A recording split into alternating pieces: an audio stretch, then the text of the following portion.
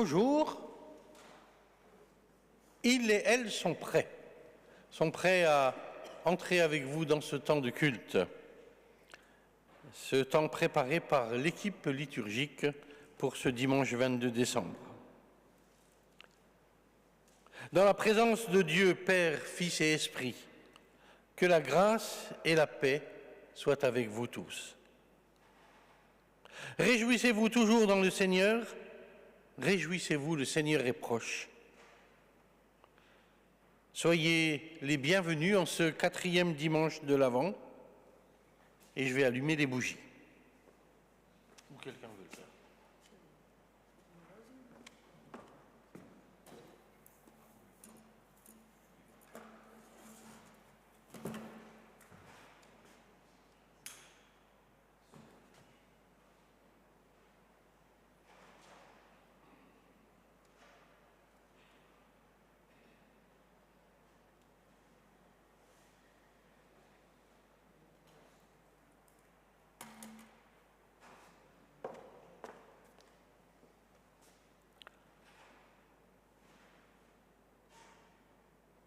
Noël est à nos portes. Pour certains d'entre nous, il reste encore beaucoup à faire, peut-être. Cette célébration nous invite à nous tourner vers Dieu. Ouvrons nos cœurs pour accueillir le Seigneur. C'est en lui qu'est notre paix. Et je vous invite à invoquer la présence du Seigneur avec le premier cantique, le 45-14, « Jésus est au milieu de nous ». Et je vous invite à vous lever pour le chanter.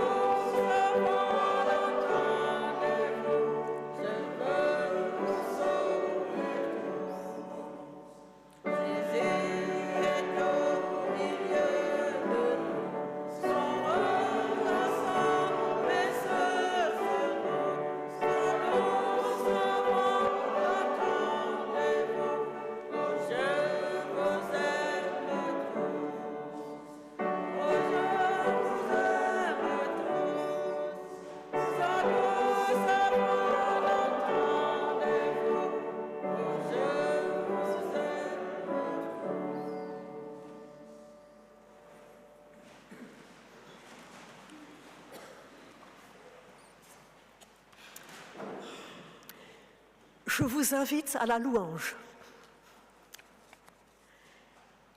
Merci Seigneur, car tu regardes notre terre. Le sort du monde que tu as créé ne t'est pas indifférent. Tu te soucies de tes créatures. Tu aimes l'humanité que tu as façonnée à ton image. Tu nous regardes, tu nous écoutes, tu es attentif à nos prières. Notre Dieu, notre Créateur, tu nous as donné le plus beau cadeau qui soit, ton Fils, dont nous nous préparons à fêter la naissance. Merci Seigneur pour ce don si merveilleux. Loué sois-tu pour Jésus, qui nous a appris que son Père est aussi notre Père, qui nous a fait connaître pleinement ton amour. Nous te louons Seigneur parce que tu viens habiter au milieu de nous. Nous te louons parce que tu nous aimes et tu nous accueilles tels que nous sommes. Merci pour ta présence qui nous rassure et nous relève.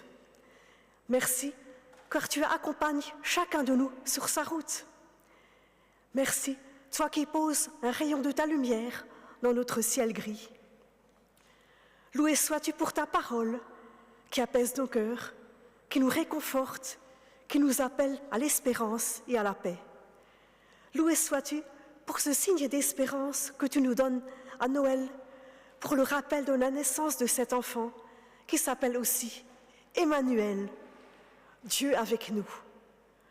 Louange à toi, Seigneur, et gloire à ton nom.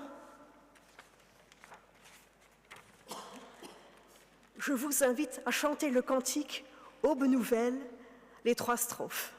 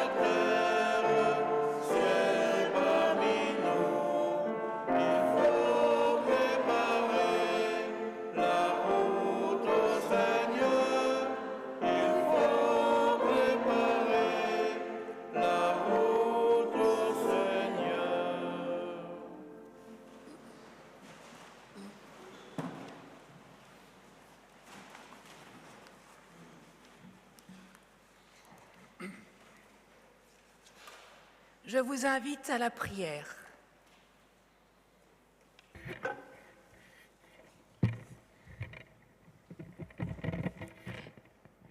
Que de portes à ouvrir pour accueillir les autres, que de portails à franchir pour devenir un autre, car à chaque minute, à chaque instant, nous assumons seuls la marche du temps.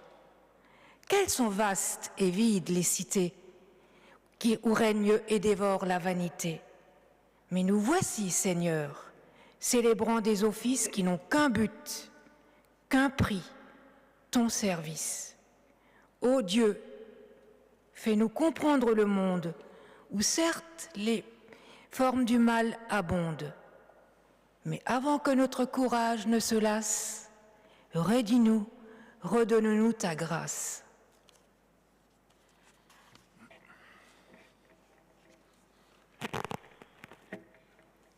Soyons à l'écoute de la volonté de Dieu.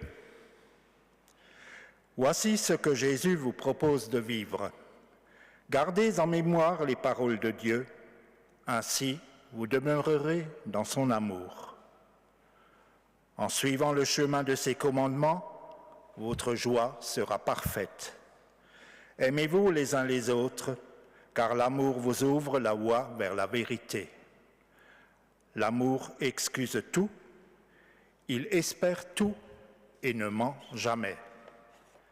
Merci, mon Dieu, pour ce chemin juste et bon que tu nous traces.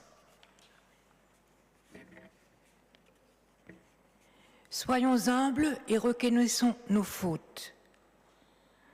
Tournons-nous vers notre Dieu afin de lui demander son aide et son pardon. Pour toutes les fois où nous étions trop occupés pour nous soucier des autres, pour toutes les fois où nous étions trop fatigués pour nous préoccuper de nos amis, pour toutes les fois où nous n'avions pas vraiment écouté celles et ceux qui voulaient nous parler. Pardonne-nous, ô Dieu, pour notre incapacité à reconnaître la souffrance des opprimés, pour notre incapacité à dénoncer publiquement les injustices de notre société, pour notre incapacité à pardonner celles et ceux qui nous ont blessés. Pardonne-nous, ô Dieu.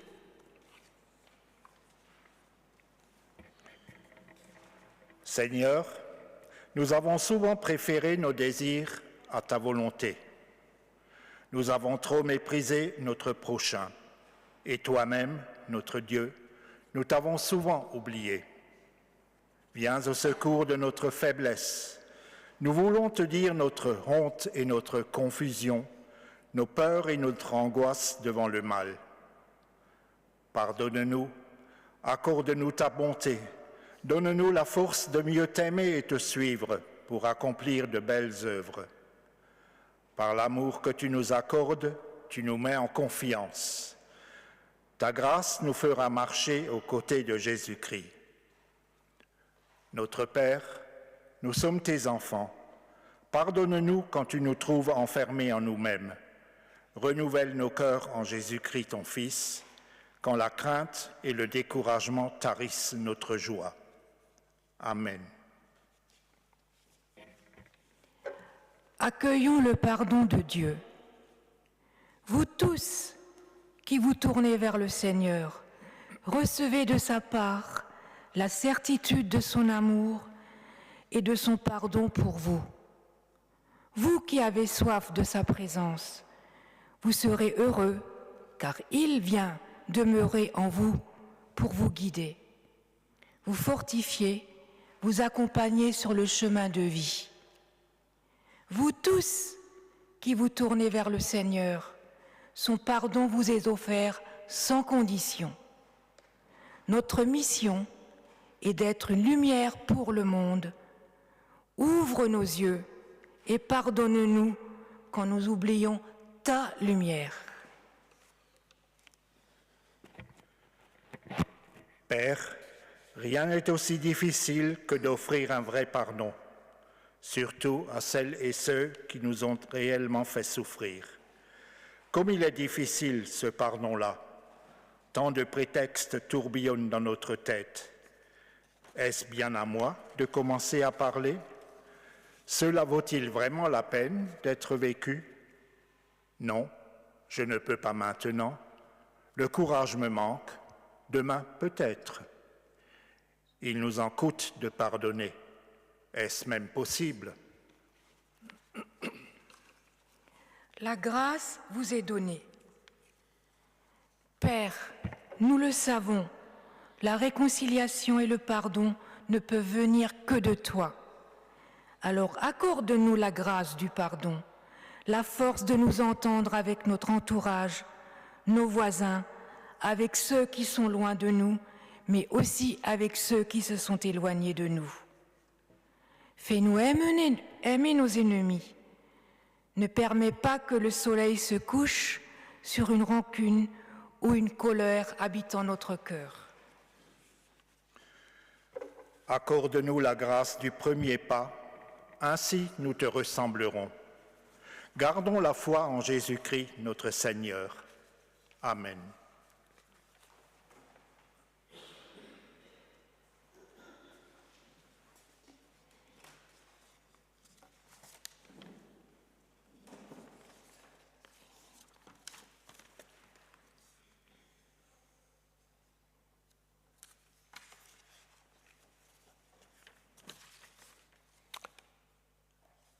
Réveillons nos cœurs. Je vous invite à chanter les 3 strophes du 31-22 quand s'éveilleront nos cœurs à la voix du Dieu vivant. Et je vous propose de vous lever pour le chanter.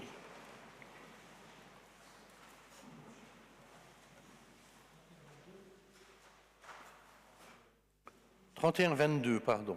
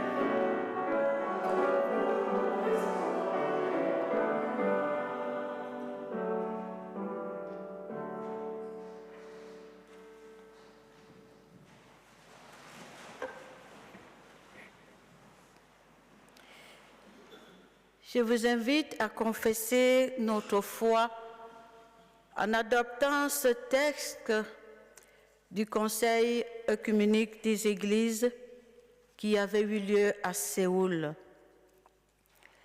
Dieu notre Père, face à ta grâce, nous voulons répondre en te redisant notre foi et proclamant que nous croyons en Jésus-Christ, ton Fils unique qui s'est fait homme pour que nous ayons pardon, joie et salut.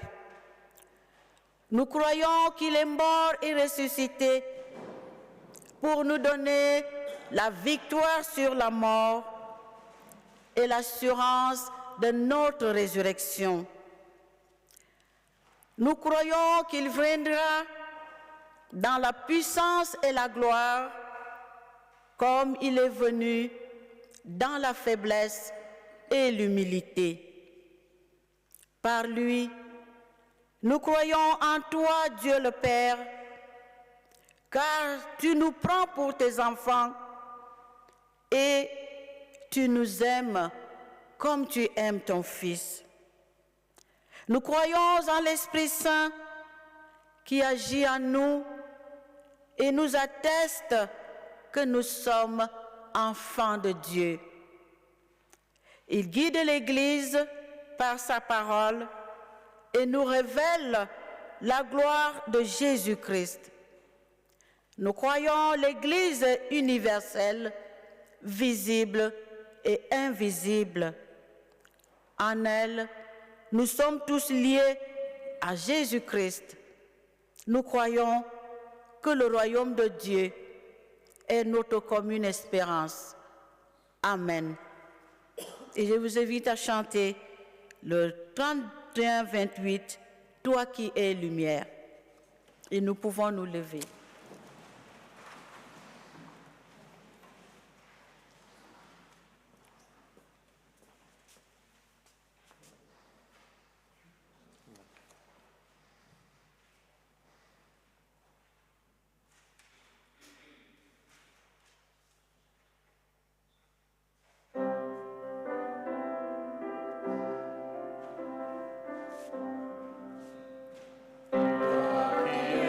Lumière,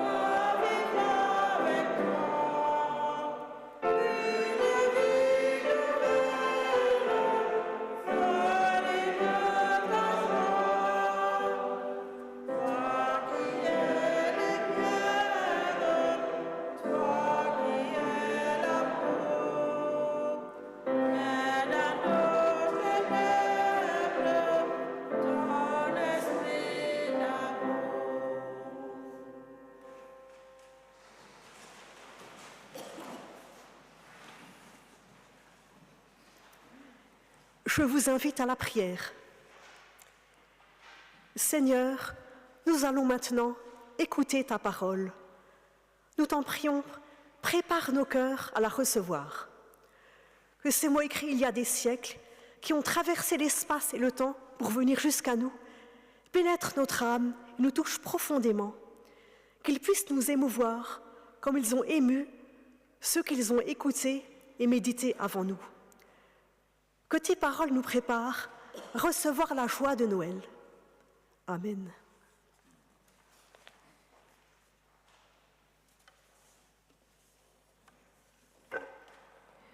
Nous lisons Ésaïe 62, versets 1 à 5. Pour la cause de Sion, je ne resterai pas inactif.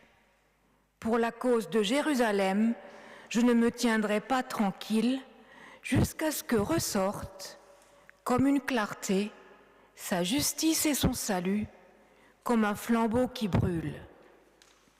Les nations verront ta justice, et tous les rois ta gloire. On t'appellera d'un nom nouveau que la bouche du Seigneur énoncera. Tu seras une couronne de splendeur dans la main du Seigneur, une tiare de royauté dans la paume de ton Dieu. On ne te dira plus l'abandonner, on ne te dira plus à ta terre la désoler, mais on t'appellera celle en qui je prends plaisir, et ta terre l'épousée, car le Seigneur mettra son plaisir en toi, et la terre sera épousée.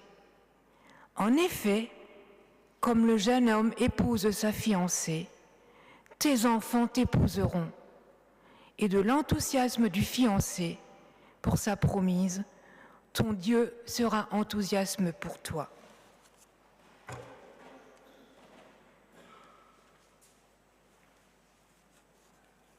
Puis nous lisons dans Philippiens, au chapitre 4, les versets 4 à 7.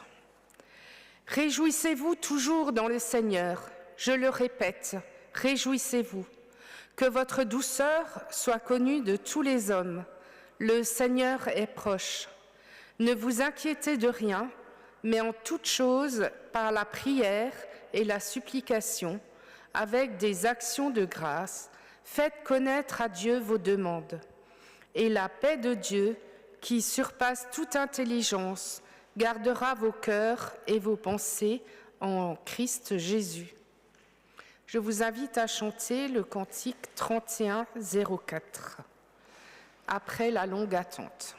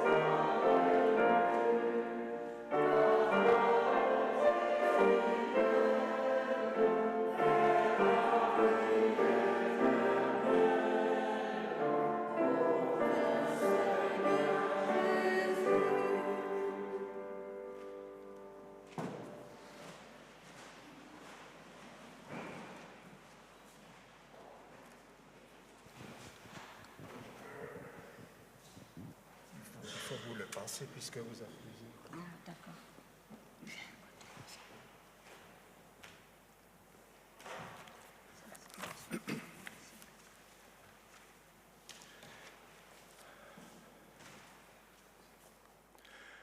Dans l'évangile de Luc, nous lisons au chapitre 1er les versets 26 à 56.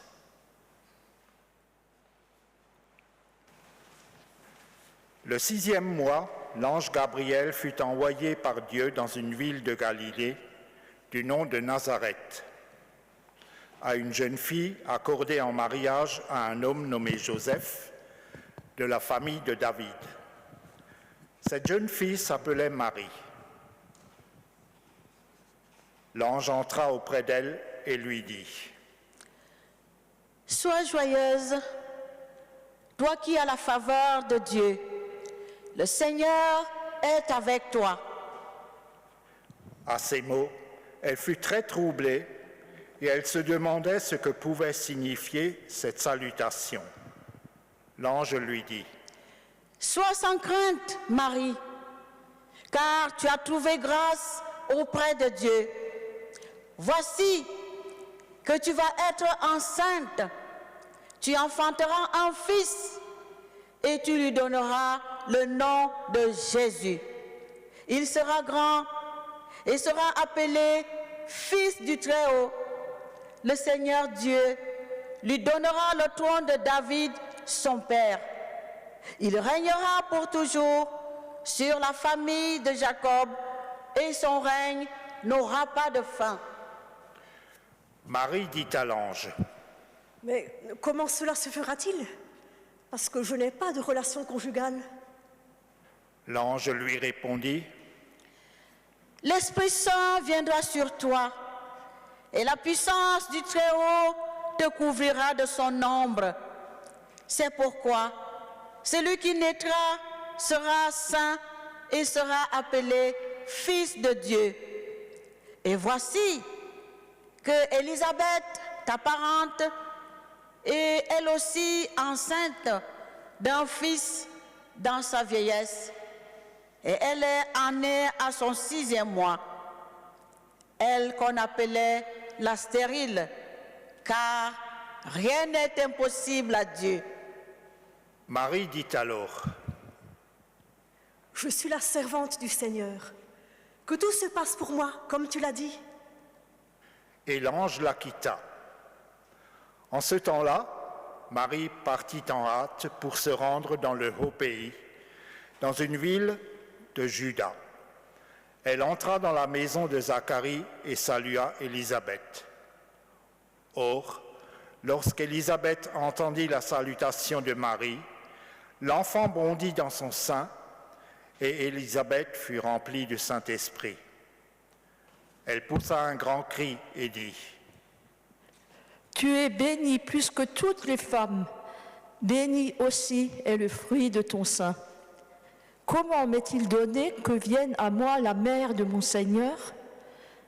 Car lorsque ta salutation a retenti à mes oreilles, voici que l'enfant a bondi d'allégresse à mon sein.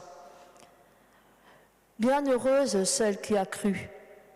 Ce qui lui a été dit de la part du Seigneur s'accomplira. » Alors Marie dit : « Mon âme exalte le Seigneur, et mon esprit a été rempli d'allégresse à cause de Dieu, mon Sauveur, parce qu'il a porté son regard sur moi, son humble servante. Oui, désormais, toutes les générations me proclameront bienheureuse, parce que le Tout-Puissant a fait pour moi de grandes choses. Saint est son nom. Sa bonté s'étend de génération en génération sur ceux qui le craignent. Il est intervenu de toute la force de son bras. Il a dispersé les hommes à la pensée orgueilleuse. Il a jeté les puissants au bas de leur trône. Il a élevé les humbles. Et les affamés, les a comblés de biens. Et les riches, les a renvoyés les mains vides. Il est venu en aide à Israël, son serviteur, en souvenir de sa bonté, comme il l'avait dit à nos pères, en faveur d'Abraham et de sa descendance pour toujours. » Marie demeura avec Élisabeth environ 3 mois, puis elle retourna chez elle.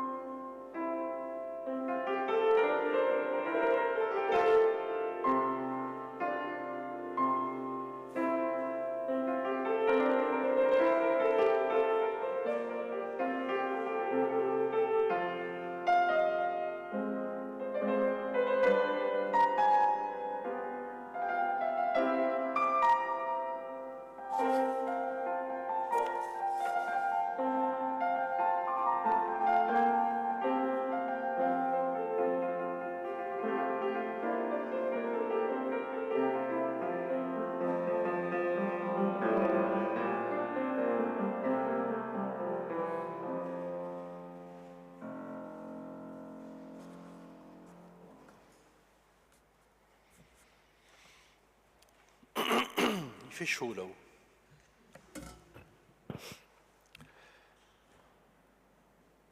Voilà des textes que nous connaissons, des textes que nous abordons dans cette période si belle, si riche, si joyeuse de l'Avent. Mais j'ai un collègue qui me disait il n'y a pas très longtemps, qui a inventé la période de l'Avent? Il se plaignait de la surcharge de travail pendant cette période-là. Voilà un beau texte. Mais une question me vient. Où sont les hommes? Réfléchissez un peu dans ce que vous connaissez de ces textes, dans ces récits d'annonciation au sujet de la naissance de Jean-Baptiste ou de Jésus.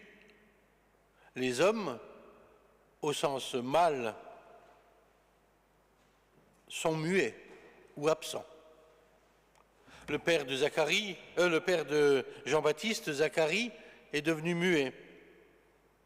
Et dans nos histoires, dans ce que nous avons lu ce matin, Joseph est absent. La parole s'adresse aux femmes, tout comme à la fin de l'Évangile selon Luc, où les premiers témoins de la résurrection sont les femmes.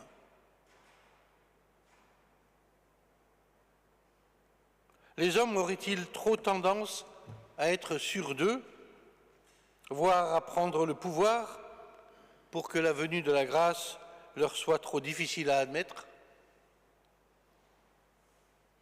Cela va jusqu'au point où c'est Marie qui va donner son nom à Jésus, contrairement à l'Évangile selon Matthieu, qui est plus proche de la culture juive traditionnelle,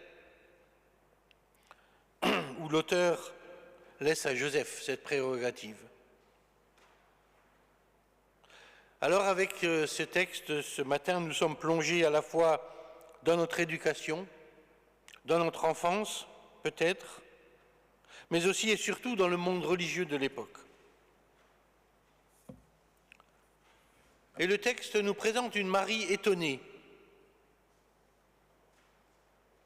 mais bizarrement, non pas étonnée par la présence d'un ange, mais étonnée plutôt des paroles que cet ange prononce. Elle fut très troublée par ces mots, elle se demandait ce que pouvait signifier cette salutation. Et l'ange de lui expliquer ce qui va se passer et qui sera celui qui naîtra d'elle. Un discours de l'ange parfaitement compris par la jeune fille juive qu'est Marie. Elle est parfaitement en mesure de comprendre que l'enfant annoncé est le Messie. Jésus signifie Dieu sauveur. Il sera grand et appelé fils du Dieu très haut. Il sera roi et son règne n'aura pas de fin. Voilà des phrases qui renvoient à de nombreux textes de la Première Alliance. Annonces et promesses que Marie connaît en tant que juive, annonces et promesses de la venue du Messie. La question de Marie, comment cela sera-t-il possible puisque je n'ai pas de relation conjugale, autrement dit, puisque je suis vierge, qui semble reprendre celle de Zacharie, n'est pas reçue par l'ange comme une mise en doute, mais comme une demande de précision. Et l'ange de lui faire comprendre, si on peut comprendre cela, que l'initiative de cette naissance et donc de son action de salut appartient au vouloir de Dieu. Dieu fait le premier pas. Par sa parole efficace, rien ne lui est impossible. La réponse de Marie est une réponse dite dans la foi. Élisabeth, sa cousine, la déclare bienheureuse car elle a cru ce qui lui avait été annoncé. Cette réponse est la réponse que Dieu attend non seulement de Marie, mais de chacun de nous. Dieu n'a pas besoin de nous pour réaliser ce qu'il veut faire, et pourtant, il attend que nous nous offrions comme serviteurs de son projet. C'est ce qu'ont fait ces femmes. À nous de les suivre de la naissance à la résurrection. Alors que Luc nous raconte l'annonce de la naissance de Jean-Baptiste dans le cadre prestigieux du Temple, c'est dans une petite bourgade de Galilée, presque inconnue, Nazareth, à la réputation douteuse, qu'a lieu l'annonce faite à Marie. Et dès le départ, la couleur est donnée. Dieu est surprenant, au point d'en être parfois déroutant, non parce qu'il ne tiendrait pas parole, mais parce que son peuple, hier et aujourd'hui, a souvent bien du mal à se défaire des images de lui qu'il s'est construites. Dieu est surprenant car il choisit de venir dans le monde des humains, dans notre monde, en devenant l'un de nous. Par la naissance d'un enfant, il se mêle de notre histoire. Et il se mêle à notre histoire. Dieu est surprenant, nous dit Luc, pour ceux qui se laissent surprendre, pour ceux qui sont prêts à se laisser étonner et s'ouvrent au mystère. Marie est la première à se laisser surprendre. Marie, mère de Dieu, disent les orthodoxes, mère de l'Église, proclame le catholicisme, et nous protestants, que disons-nous de celle par qui, d'une certaine manière, tout a commencé? L'histoire de notre foi est riche d'interprétations variées, voire parfois contradictoires. Luther considère Marie comme mère des croyants et figure du disciple. Calvin est plus circonspect, mais il n'hésite pourtant pas à l'appeler la Sainte Vierge. Aujourd'hui, notre texte nous invite à considérer Marie d'une manière renouvelée, à nous laisser comme elle surprendre et rencontrer par Dieu. Quand l'ange la salue, il n'interpelle pas Marie par son prénom, il la nomme comblée de grâce. La langue grecque permet de ramasser en un mot unique ce qui ne peut être signifié en français que par deux phrases. Le mot grec signifie « toi qui as été rempli de grâce et qui demeure rempli de grâce ». On pourrait traduire ainsi « salut, joie et grâce sur toi, gracié, gracieuse ». Pour les hommes, pour les habitants de Nazareth, Marie est Marie. Pour Dieu, elle est comblée de grâce, elle s'appelle graciée, gracieuse. Tout commence pour Marie, comme pour nous, d'un appel venu d'ailleurs. Marie se trouve choisie avant d'avoir choisi quoi que ce soit. Voilà donc une jeune fille sans expérience, qui se trouve embarquée dans le plan de Dieu et à qui Dieu attribue la mission de donner naissance à son Fils. Marie trouve grâce auprès de Dieu. Tout comme Noé, mis à part pour être la souche d'une humanité nouvelle, sauvée du déluge. C'est par grâce que Marie est choisie. Et l'irruption de Dieu va bouleverser sa vie. Ne sommes-nous pas comme elle, choisis, non à cause de notre carte de visite ou de nos mérites, mais bien avec nos faiblesses, nos hésitations, nos angoisses, par un Dieu qui nous donne sa confiance et son amour et qui a pour nous, comme pour Marie, un projet de vie. Cette femme sans histoire s'ouvre au dialogue avec l'ange. Elle écoute ses propos, puis elle s'informe et ne manque pas d'exercer son sens critique en questionnant l'ange. Puis elle prend sa décision. Elle ne fait pas non plus la timide, la déboussolée qui laisserait attendre sa réponse. Marie entre dans la difficulté des choses, dans l'aventure telle qu'elle se présente. Elle entend, elle estime savoir ce qu'il lui faut, ce qu'il faut savoir pour elle, pour se déterminer, et ce qu'elle ne comprend pas, eh bien elle le demande.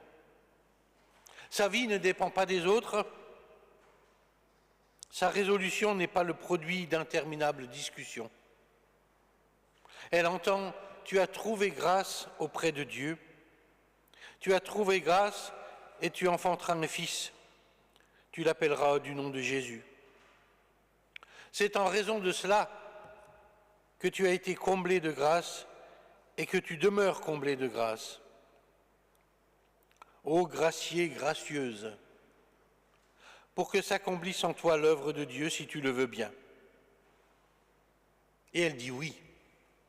Oui au projet de Dieu, même si elle ne mesure pas où cela va la mener. Et en cela, Marie nous ouvre un chemin d'autonomie, d'audace, de maturité. Elle nous invite à travailler à la vie. Elle nous appelle au courage d'être. En cela, Marie nous ouvre un chemin, oui.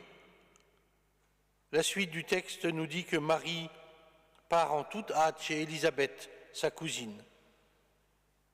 Il n'est pas simple pour elle d'assumer le choix qu'elle vient de faire. Elle part pour trouver les mots adéquats avec son aîné.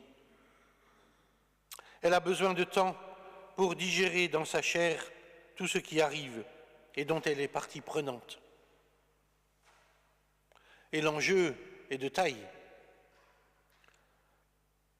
Que ce soit bien elle qui accueille cette vie et non pas quelque exaltée encore sous le coup de l'émotion. Marie n'abdique jamais son vouloir de femme, qui pense et se décide avec l'Esprit Saint. D'autres femmes sont de sa trempe. Souvenons-nous de la prostituée de village qui prend la décision stupéfiante d'entrer dans un repas d'hommes et de masser les pieds de Jésus avec ses cheveux. Rappelons-nous cette païenne, étrangère à la foi d'Israël, qui traverse sans vergogne tous les barrages pour demander à Jésus la guérison de sa fille. Habitée par l'Esprit, Marie sait ce qu'elle a à faire. Elle est mise en route par le projet de Dieu. Les fatalités qui cadraient sa vie sont tombées. Elles sont levées. Comme toutes les jeunes filles de son époque, sa vie était tracée. Elle était destinée à devenir la femme de l'homme qu'avaient choisi ses parents. Mais voilà que l'irruption de Dieu dans son existence va transformer sa fatalité. Marie ne sera pas seulement la femme de Joseph, elle sera pleine participante à un projet qui ne concerne pas seulement sa vie ou celle de sa famille, mais aussi la vie de son peuple et de toute l'humanité. Oui, lorsque Dieu entre dans nos vies et que nous lui faisons confiance, des verrous sautent, des blocages peuvent être levés. Marie dit oui, oui à un projet qui la dépasse. Et en cela, elle nous ouvre un chemin de confiance. Ce qu'elle a vécu dans la foi et dans sa chair nous place au cœur de notre réalité. Dès le début et jusqu'au bout, elle a cru qu'elle serait mère par un miracle divin.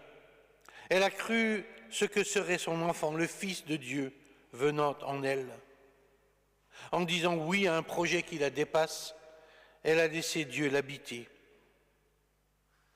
Et tout a changé, pour elle comme pour le monde. À la suite de Marie, notre sœur dans la foi, eh bien, faisons confiance. Et laissons notre confiance grandir en élan joyeux, en don de nous-mêmes, pour laisser Dieu habiter en nous et pour le faire naître dans notre quotidien, afin que sa volonté soit faite et devienne faite pour notre monde. Amen.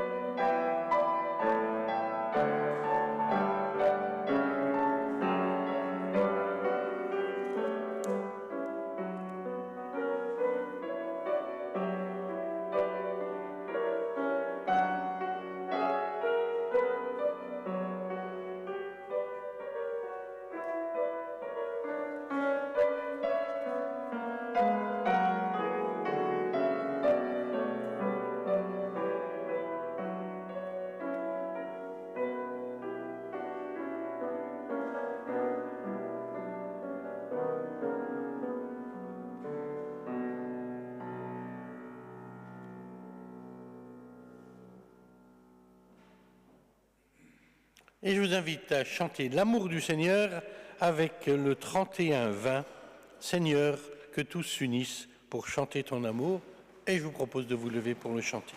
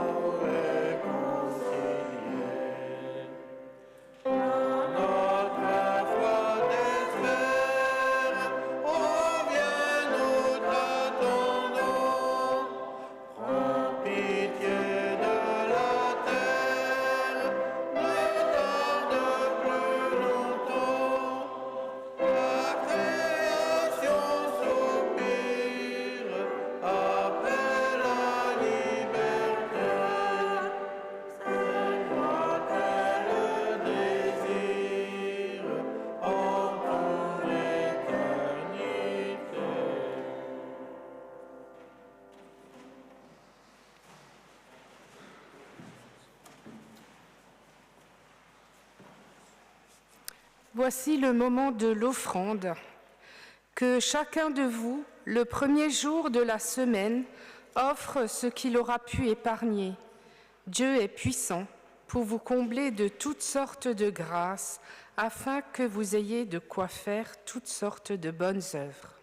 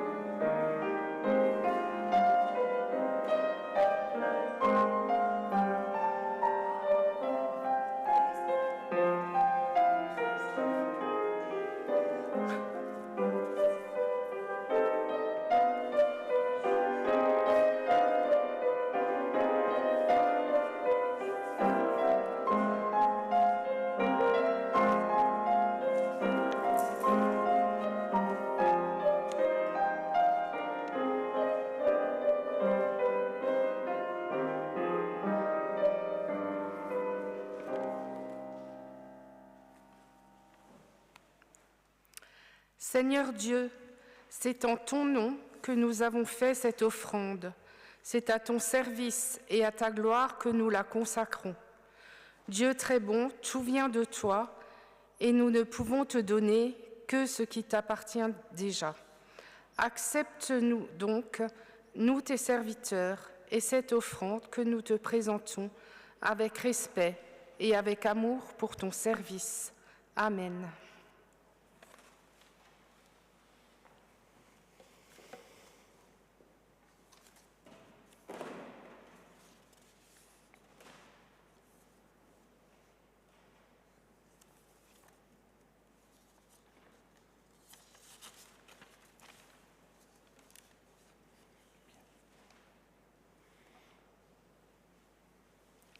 Réjouissez-vous dans le Seigneur. Je le répète, réjouissez-vous.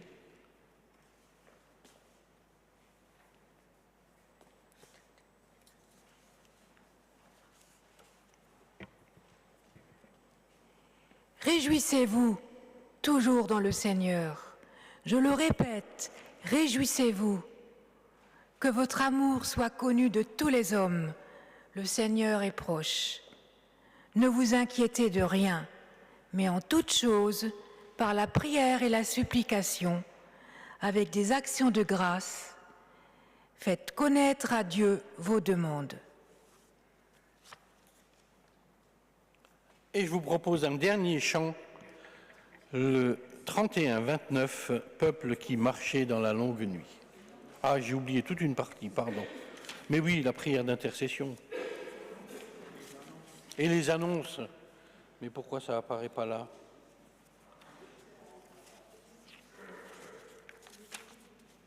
Ah, il me manque une page. Ah, mais non, ça y est. Elle était imprimée dans l'autre sens. Quelques annonces, donc. Alors, ce dimanche, aujourd'hui, concert de Noël à Vienne. C'est Noël à Vienne, ça s'appelle comme ça. Piano et voix à 17h au Temple Saint-Étienne. Entrée libre et plateau. Je pense que vous connaissez déjà les dates des 2 veillées de Noël. L'une ici même le 24 décembre à 17h30. Et une autre, rien n'interdit de participer aux deux. Ce ne sera pas la même chose, au Temple Saint-Étienne à 22h. Et puis le prochain culte, ici, le 29 décembre à 10h.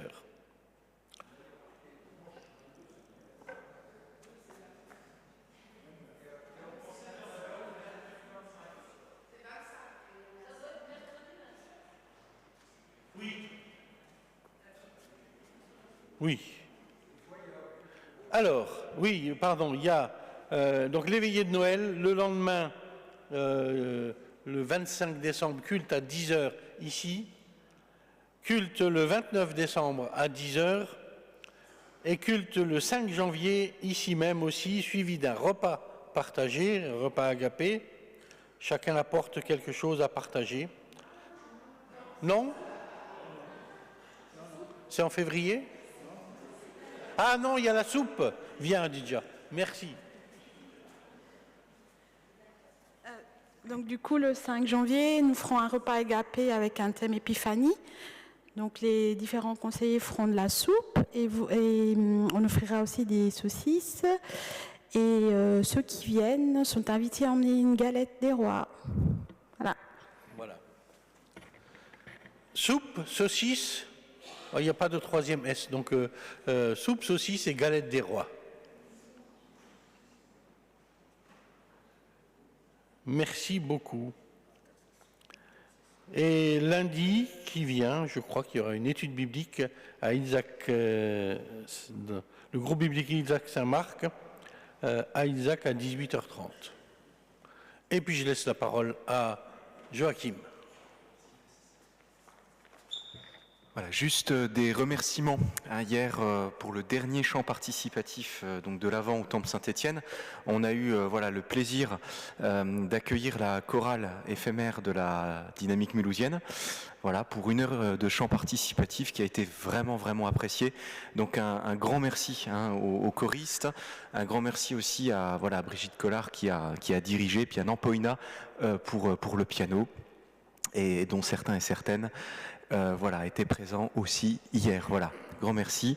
Ça fait le lien aussi, ça fait communauté, on fait église ensemble, et on va faire aussi église ensemble à l'occasion de la veillée de Noël, entre autres, de 17h30 au Temple Saint-Martin, parce que ça va être une veillée qu'on a intitulée Bible et art, la nativité, et on s'inspire tout particulièrement eh bien d'une création qui a eu lieu il y a quelques années déjà au sein de nos paroisses, et c'est un travail donc réalisé par Christiane Goodboob. Donc voilà, c'est une composition de Christiane Goodboob avec bien sûr des textes bibliques et puis aussi des poèmes, des textes poétiques d'Anne Laurence et de Michel Collard. Michel Collard, voilà, entre autres. Donc voilà, ça s'inscrit donc dans cette tradition-là. Voilà, c'est toute une histoire derrière cette veillée à laquelle voilà vous êtes conviés à partir de 17h30. Et donc je voulais quand même avoir un petit mot à ce propos, et donc un grand merci voilà aux rédactrices et rédacteurs de cette belle veillée qui aura lieu donc mardi prochain. Voilà.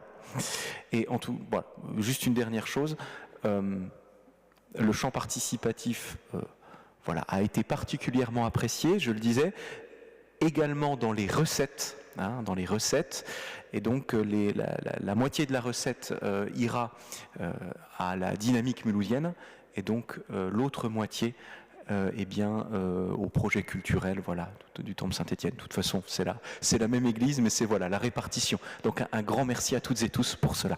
Merci. Merci bien pour ces nouvelles, les bonnes nouvelles. Merci à chacun. Est-ce que j'aurais oublié quelque chose dans les annonces? Bon. Eh bien, je vais donner la parole à elle, et Christiane et Catherine.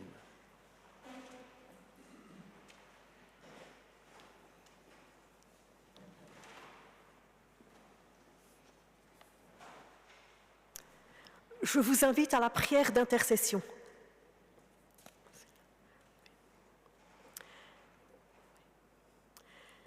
Seigneur, en ce temps où nous préparons la fête de Noël, nous te prions pour tous ceux qui ne peuvent vivre dans la joie. Nous te prions pour que tu apportes le réconfort et l'espérance à tous ceux qui souffrent de la violence, de la haine, de la guerre, particulièrement en Ukraine, en Palestine, en Syrie, au Liban, au Soudan et au Yémen. Nous te prions pour que tu donnes force et espérance à tous les chrétiens persécutés à cause de leur foi. Et nous pensons tout particulièrement à ceux qui vivent dans tous les pays d'Afrique subsaharienne et aussi au Pakistan, en Chine et en Corée du Nord.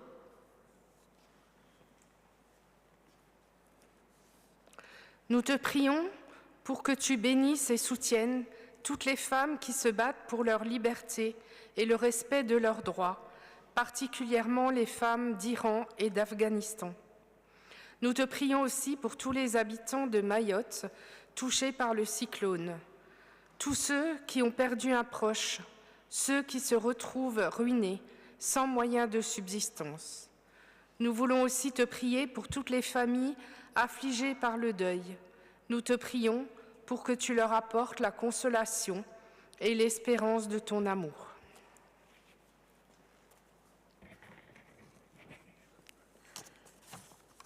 Nous te prions pour tous ceux qui sont gravement malades, ceux que le chagrin, les soucis, la solitude empêchent de célébrer Noël. Nous t'en prions, accorde-leur la guérison et la paix du cœur. Dans le secret de notre cœur, nous te remettons nos amis et nos proches, tous ceux qui ont besoin de ton soutien, pour que tu renouvelles leur force et leur apportes ta consolation. Viens poser ta main sur eux et leur donner ta bénédiction. Nous voulons conclure notre prière par les paroles que ton Fils Jésus nous a apprises. Notre Père qui es aux cieux, que ton nom soit sanctifié, que ton règne vienne, que ta volonté soit faite sur la terre comme au ciel. Donne-nous aujourd'hui notre pain de ce jour. Pardonne-nous nos offenses, comme nous pardonnons aussi à ceux qui nous ont offensés. Ne nous laisse pas entrer dans la tentation, mais délivre-nous du mal. Car c'est à toi qu'appartiennent le règne, la puissance et la gloire au siècle des siècles. Amen.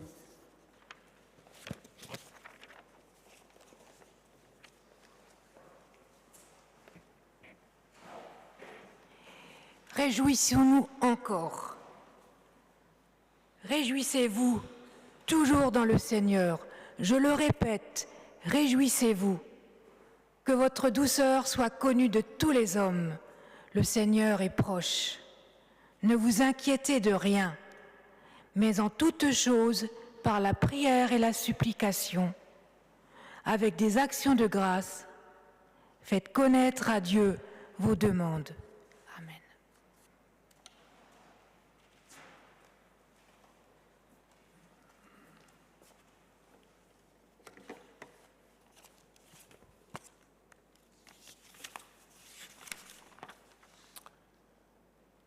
Eh bien, mettons-nous en marche et chantons ces peuples qui marchent dans la longue nuit. Je vous propose de chanter le 31-29 avant la bénédiction.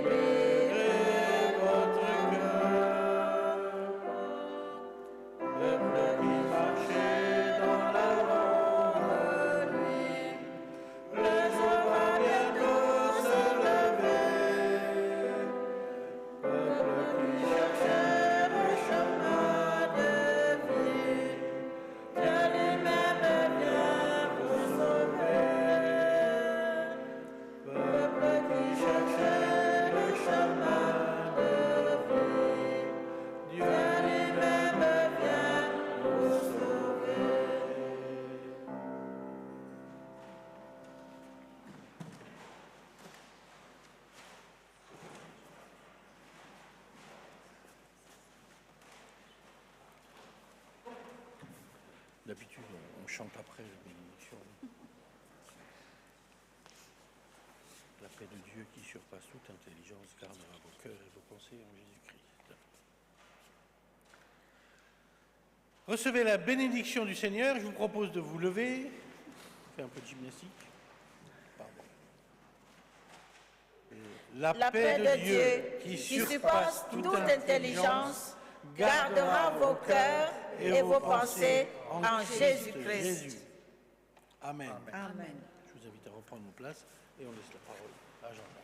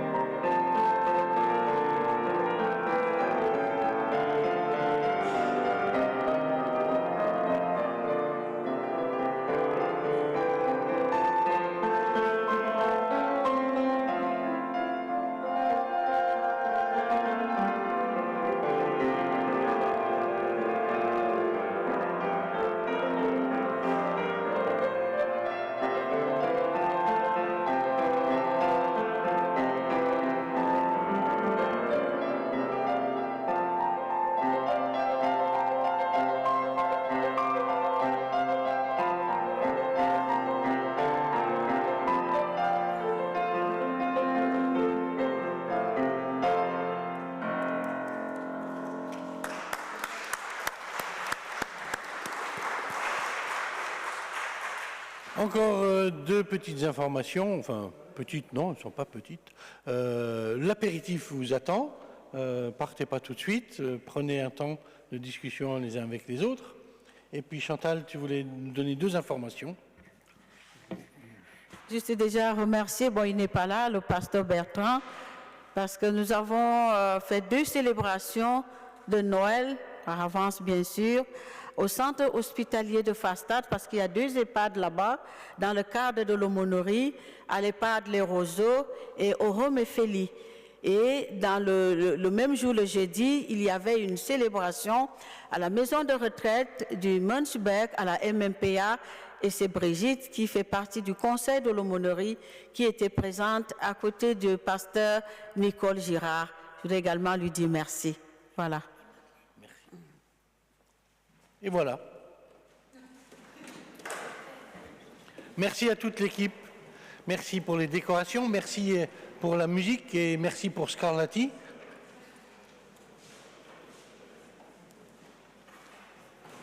Et bravo.